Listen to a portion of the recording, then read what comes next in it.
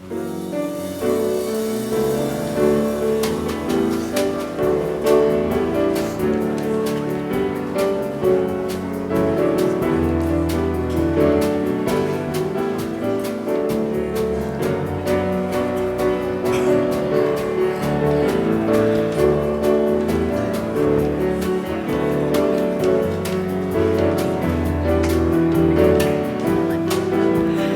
morning, everybody. Good morning and welcome. Thank you for braving the rain and coming here in this nice, dry, beautiful, warm sanctuary with all of your beautiful faces. Let's stand up and we'll sing together. Continue to breathe deeply. Just allow ourselves to settle into this beautiful space. It is certainly beautiful because of the room itself, but even more beautiful, made by our radiant hearts sharing with one another. Sharing in the openness, in the fullness, in the emptiness, that life, that love of God that is the truth of who we are. We open ourselves now to be receptive, to learn, and to listen to the words of our sacred reading. Taken from Ode to My Joy by Pablo Neruda. I scorned you, joy. I was given bad advice. The moon lured me along its paths. Ancient poets lent me their glasses, and I drew a dark halo around everything I saw. A black crown on every flower, a melancholy kiss on each pair of beloved lips. But there's still time. Let me make it up to you. Today I call on you, joy. You are as necessary as earth. You warm our hearths like fire. You are perfect like bread. You are musical like the water of a river. You make gifts of honey, circulating like a bee. Let no one question why I should want to give the world's wonders to all mankind. I learned the hard way. It's my earthly duty to spread joy. And I do it through my song.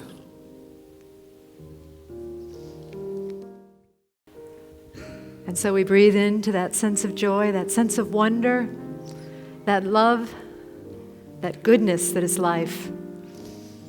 And as we breathe, we spread our joy through our song. As we remember the truth of our existence, we remember the I Am presence, which is the name of God, that lives and moves and has its perfect being through each of us, as we sing and always. Talk about stepping into a place and knowing that the universe will meet you there. The song that I chose this morning is a song about transcendence in my mind and in my heart.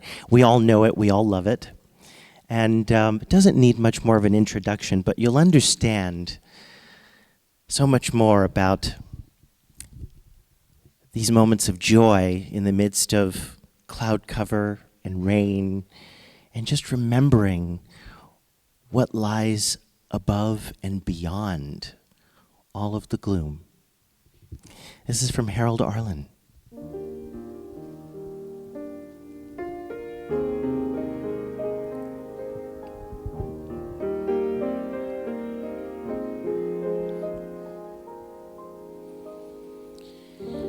When all the world is a hopeless jumble and the raindrops tumble all around, heaven opens a magic lane. When all the clouds darken up the skyway, there's a rainbow highway to be found, leading from your window pane to a place behind the sun, just a step beyond the rain.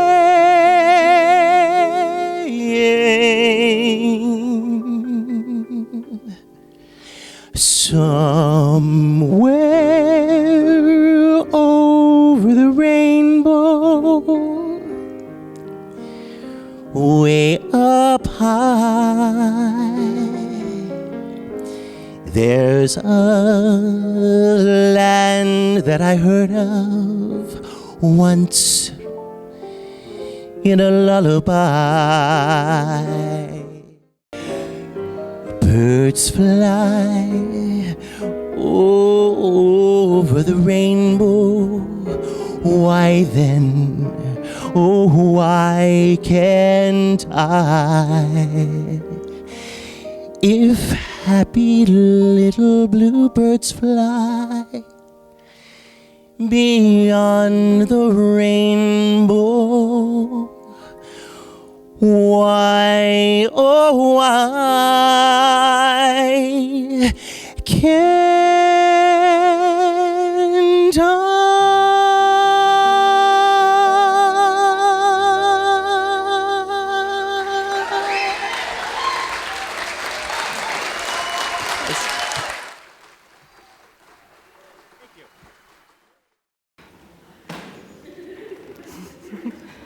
Are we so blessed or what? Yeah, thank you. Thank you. Thank you. Well, today's the last day of January, and I'm loving the rain. I don't know about you. Do you guys love it? Yeah, it's just wonderful. It's so great to have the rain. But I'm also loving that February is coming, because February is Valentine's Day. My husband and I don't really celebrate Valentine's Day. I don't know why, we just have never gotten into it. But one of my favorite personal Valentine's traditions is to talk about and share with you all my favorite Puritan Valentines that I get off the internet. If the Puritans had sent Valentines, what would they be? One of my favorites is, "My love for you is an affront to God."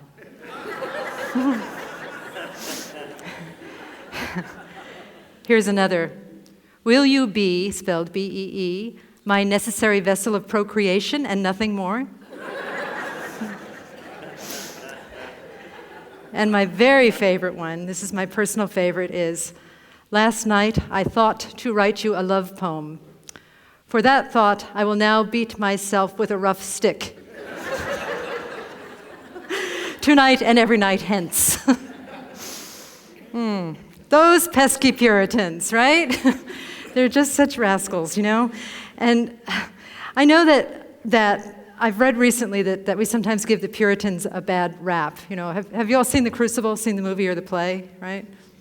I think a lot of us think of the Puritans like that, and you know, evidently there was good in them, as there's good in all religions. But I've shared with you before that one of the definitions I've heard of what is a Puritan is someone who is desperately afraid that somewhere else somebody is having a good time, right? And it seems that the key words in that phrase are desperately afraid, that there's a lot of fear in some of the more bizarre things that we do. You know, I see it in this culture that some of us still hold on to puritanical fear. And also, I just think it's in our DNA, it's in our biology.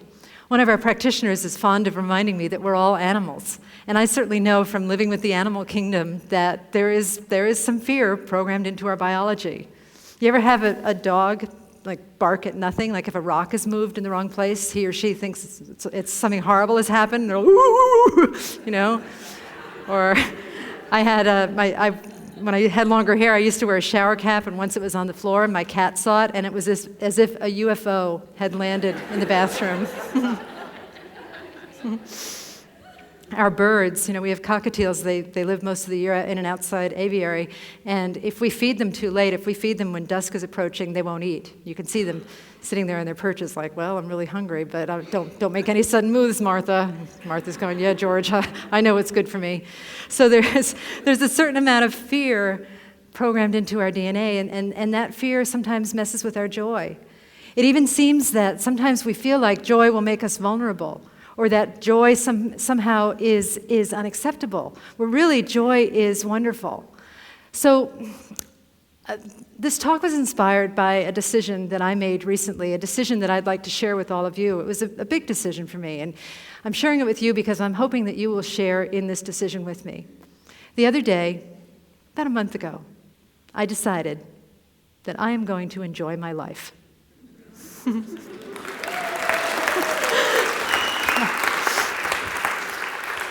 You know, and it's not like I have a bad life, I have a really good life, but things get in the way of joy, right?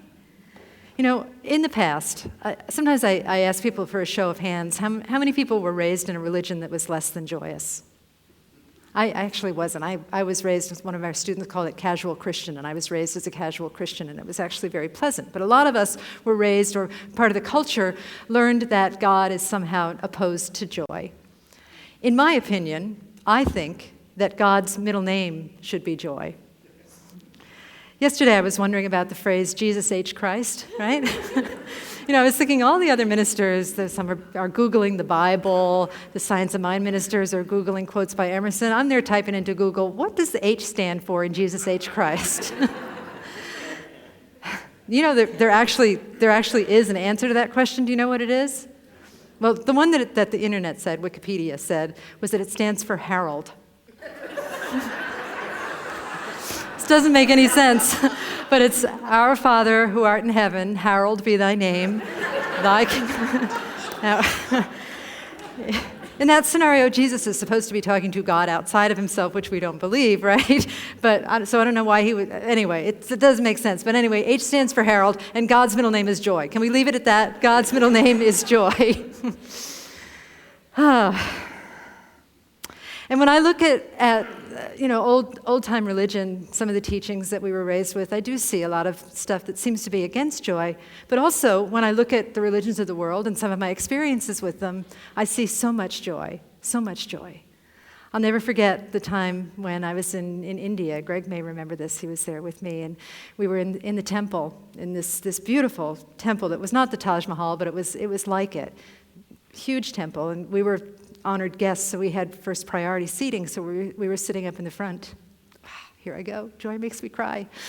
And then the doors flung open, and all of the people ran in, and the women were dressed in their beautiful saris, and it was like somebody had thrown an explosion of flower petals into the room, and they were so excited, joy in the temple, joy to be in the presence of God. It was so beautiful, just so incredibly beautiful.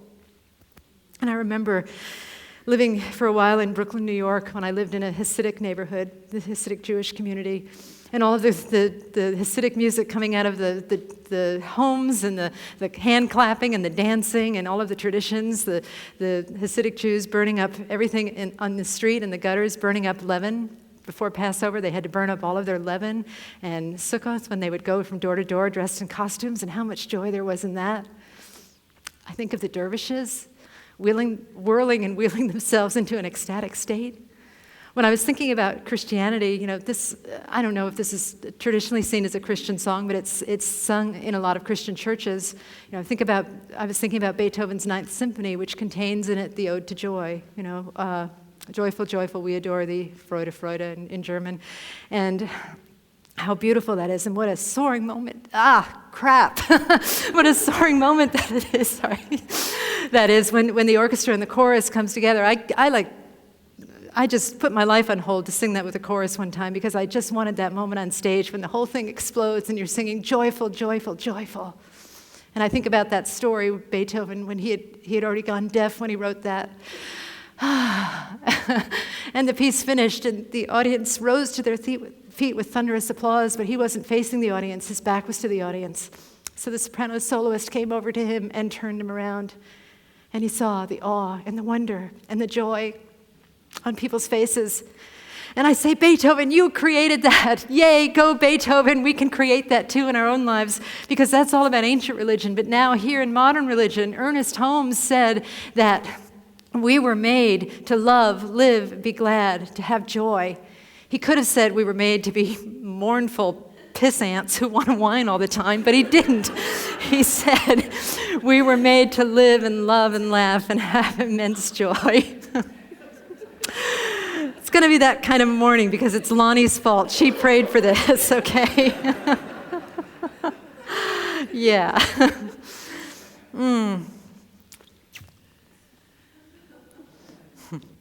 Bernie Austin reminded me the other day that Esther Hicks, Esther Hicks of the Abraham Hicks work, she said that well-being is tracking us.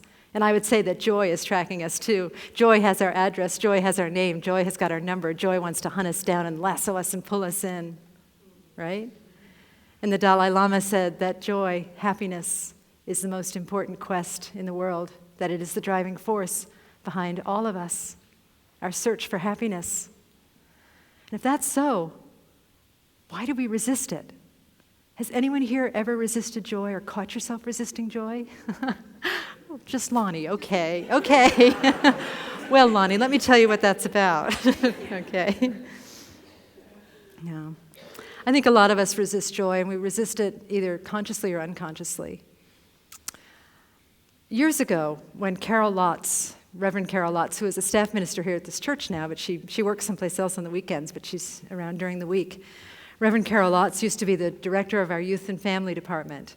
And I remember overhearing a conversation that she was having with a child. And this child was probably about 9 or 10 years old, and this little girl did not want any part of junior church. She did not want to come to junior church. And I heard her say, "It's boring, I'm not taking part of that." And Carol, so sweet and loving who she is, that's just who she is, she said, "You know, honey, wherever you go, you can bring your own good time." And I was like, wow, I like that. I'm bringing a good time wherever I go, yeah. I'm going to bring my own good time. And Carolyn Mace, another Carol, asked the question in one of her books, are you responsible for creating joy in life, or is life responsible for creating joy for you? I'd say the answer to that question is yes. I think we are responsible for creating joy in our lives, but life also wants to create joy. Life is filled with joy, right? That beautiful song. What kind of a life creates a rainbow? What kind of a life creates someone that can sing like Dion, or play like our band, or read like Hugh, or pray like Lonnie, or do announcements like Doreen? You know, what kind of a life is that? That is a life that wants to create joy, and you are the necessary vessel for procreation, for creating joy. You are that necessary vessel. But let's talk about that rough stick. Remember the Valentine? What was it? I thought to write a poem for you, and for that thought I will beat myself with a rough stick every night hence. Many of us avoid joy or resist joy by beating ourselves with a rough stick, and that is the rough stick of unworthiness. We feel that we are unworthy of joy. We feel unworthy of joy because there are other people suffering. We feel that we are unworthy of joy because we either have too little or we have too much. We feel unworthy of joy for all kinds of reasons. In my personal study of unworthiness, I've noticed two types of unworthiness.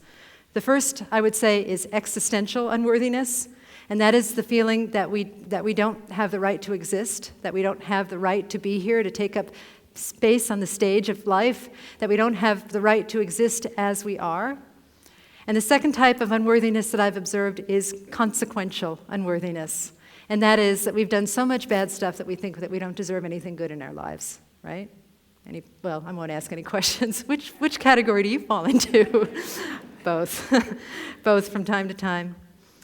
Well, if you fall into one of those categories of either existential or consequential unworthiness, perhaps we can dispel some of that today. Perhaps we can invite you to stop beating yourself with the rough stick of unworthiness. For the first one, existential unworthiness, the feeling that you do not have the right to exist. I have two questions for you that will solve this for all time. The first question is, do you have a body? And the second question, good, Lonnie has a body, okay. And the second question is, are you here? Okay, good. If you have a body and if you are here, that means that you have the right to exist. God does not make mistakes. God creates what God creates.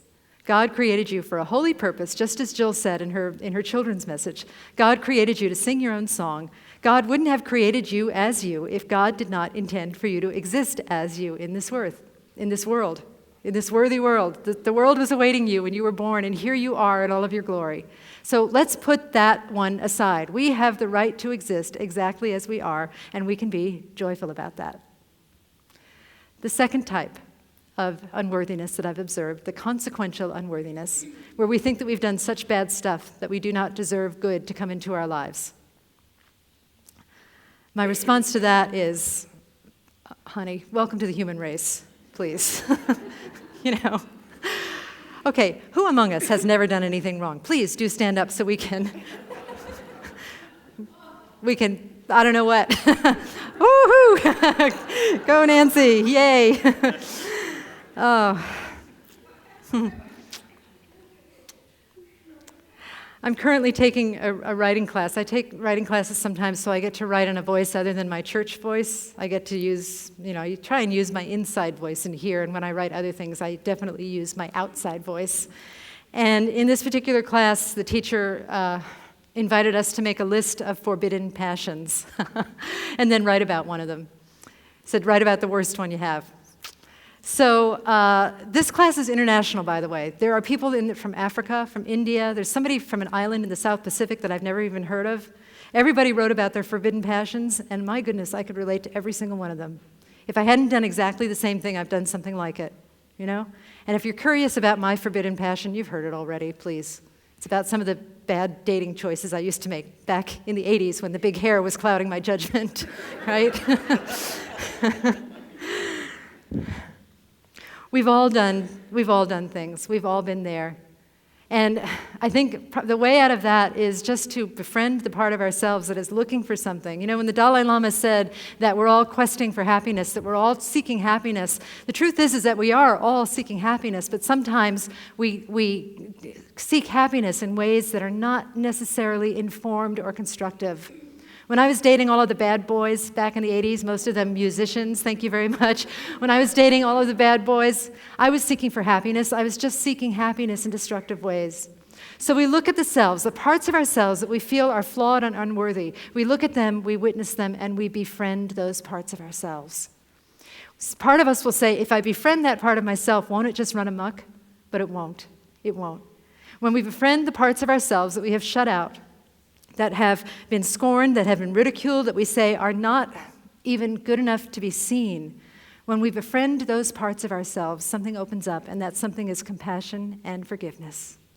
And that just makes us want to do more in the world, and that brings joy. So we've let go of the unworthiness of existence. We've let go of consequential unworthiness by befriending, witnessing, and moving into forgiveness and compassion. And that creates space for joy. So we no longer have to beat ourselves with the rough stick of unworthiness anymore. Agreed? Thank you. And we may pick up that stick again, but just remember, even if you're looking at yourself with the eyes of unworthiness, even befriend that. Just say, wow, I must be in pain. Something's going on here. I can befriend this too. Because everything exists inside the walls of this place called existence. The other rough stick that I think we beat ourselves with from time to time, I'm just going to talk about two. There's actually more than two, but there's another big one. And that is the rough stick of worry. Anybody here worry ever about anything? Yeah, okay. So the rough stick of worry. Just take a moment to reflect and see what you are worried about, whether you're worried about what you're worried about currently or what you tend to worry about as a general tendency. And just see it and acknowledge that it's part of your search for happiness and befriend it and let it go. It's as easy as that. I have found that we can find things to worry about in any situation. It seems often that the drive to worry is a no-win situation. I know in the past, particularly when I was new at this thing called ministry, I used to worry if I would teach a class, particularly if it was a class that I wrote myself. First, I would worry that nobody would sign up for it. And then, when a lot of people would sign up for it, I would worry that too many people had signed up for it. And I wouldn't know how to handle it, right? We worry about the inevitable. it's said that the worry behind all of our worries is the fear of death. And I've got news for you. We're all going to get wiped away by the big eraser one of these days, and we teach that life is eternal and that we're immortal beings, but we're not going to be in these bodies forever. So we worry about death, but why? We also worry about approval. How many of us spend time worrying, not on purpose, but just as a habit perhaps, worrying about our approval rating? Whether or not everybody likes us, okay? Whether or not we made that person mad. Maybe we set a boundary, and does that person still respect us? We worry about our approval rating, and that also is worrying about something that is inevitable. Do you recognize that at some point in your life, someone, somewhere, is going to disapprove of you, right? At some point, if you say anything or do anything, paraphrasing Eleanor Roosevelt, somebody somewhere will criticize you for it. And the truth is that it's a very, very small percentage of the population that will criticize you or disapprove of you. Most of the people that you know will like you, and most of the people are not even thinking about you. They're thinking about who's disapproving of them, right? So that's some worrying about the inevitable that we can let go of. The other worry that I notice a lot that is so ridiculous, I don't know if you all have this one, but sometimes I worry because I'm not worried.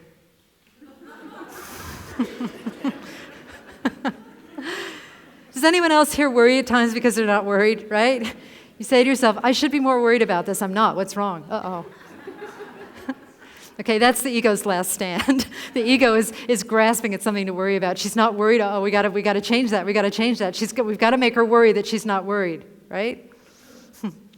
So all of those things, the antidote is the same. It's just observation. It's witnessing and seeing it, and instead of trying to suppress our worry and make it go away, it's just observing it. I think that worry is what I call a North Carolina cockroach. When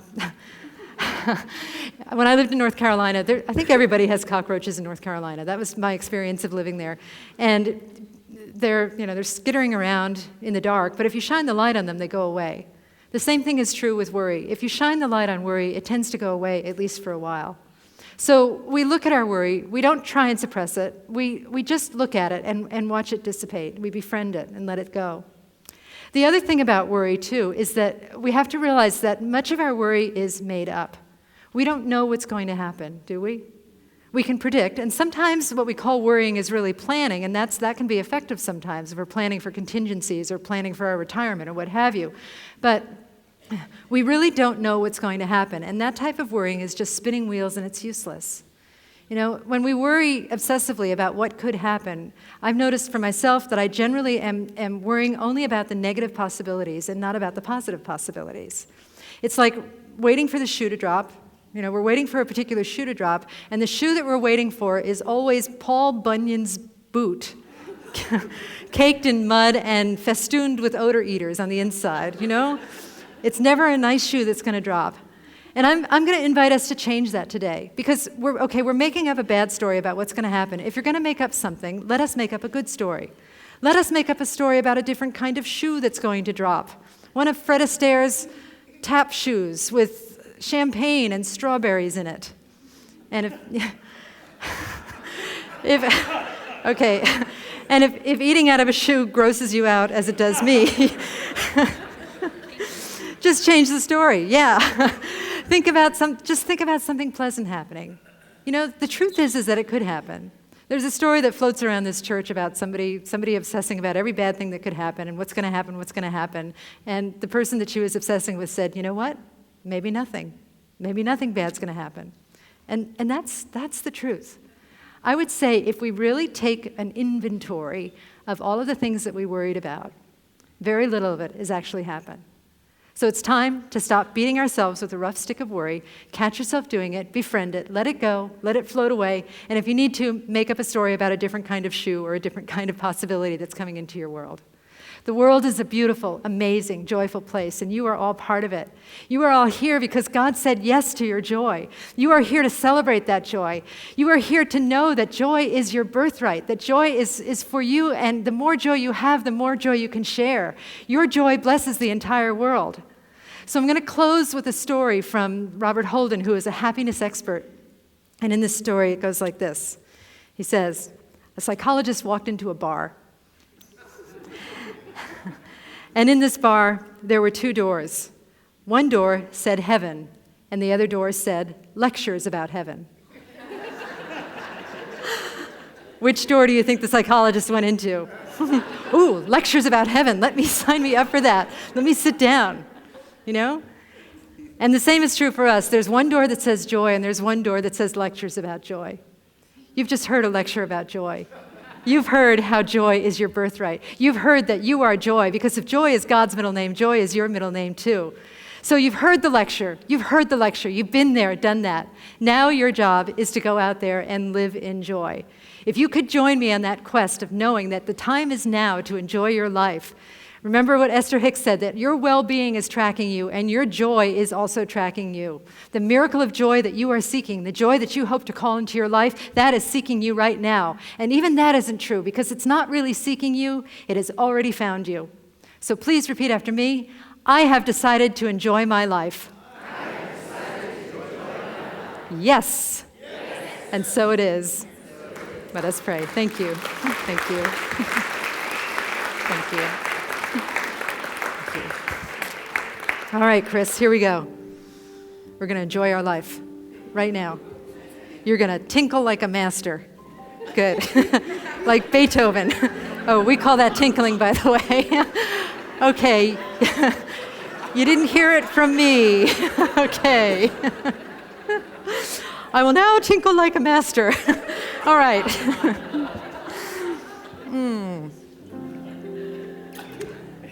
And so we turn within. We turn within, and we are so grateful for this joy and this laughter that has infiltrated this entire service. This joy that is God's middle name, that is our middle name. We connect with it, we live in it, we are it. And know that for just a few moments that we have laughed together, that we have shared together, that we have loved together. And if we can do it in this moment, we can do it in any moment. Because everything that we left at the front door is still there. But when we leave, we don't have to pick it up again. We can just say to ourselves, nope, not picking up this burden, not picking up this problem. Today, I have decided to live in joy. Today, I've decided to enjoy my life. And I'm going to do it with Spirit's help, with Spirit pouring through me as joy itself. And so I know that we let go of anything that seems unlike joy. That even if we are grieving, we understand that there is a certain amount of joy in grief because it is representative of love. We understand, we trust, and we know that whenever we feel joyless, we can surrender and turn to God and allow that joy of Spirit to lift us and to shine its light, to show us a butterfly or a flower or a warm puppy or whatever it is that brings us joy in that moment. We are so blessed and so grateful, so delighted to live in this incredible playground called the planet Earth that is filled with music and love and laughter and joy. And so I give thanks. I give thanks for this time together. I give thanks for this service. I give thanks for all of the transformation and healing that has occurred because of our time, because of our fellowship.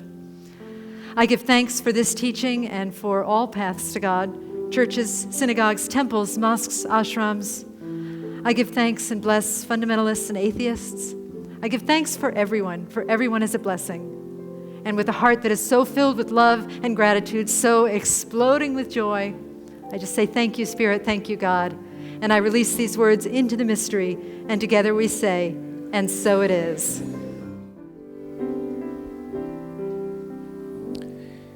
Love the music in you, love the song you sing, let it bring you joy, let it give you wings, let it carry you beyond what you know, beyond old ideas of how your song goes.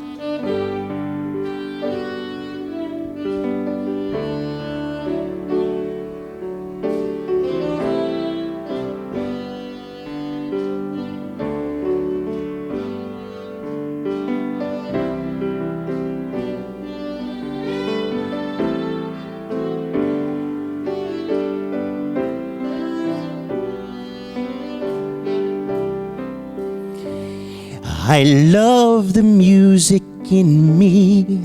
I love the song I sing. I let it bring me joy. I let it give me wings. I let it carry me beyond what I know, beyond old ideas of how my song goes. Please repeat after me. I am held in Spirit's holiness, divinely guided by wisdom, courage, and love. I am always connected. I see God in everything. I create joy on earth as I share my blessings. Thank you for my life. And so it is.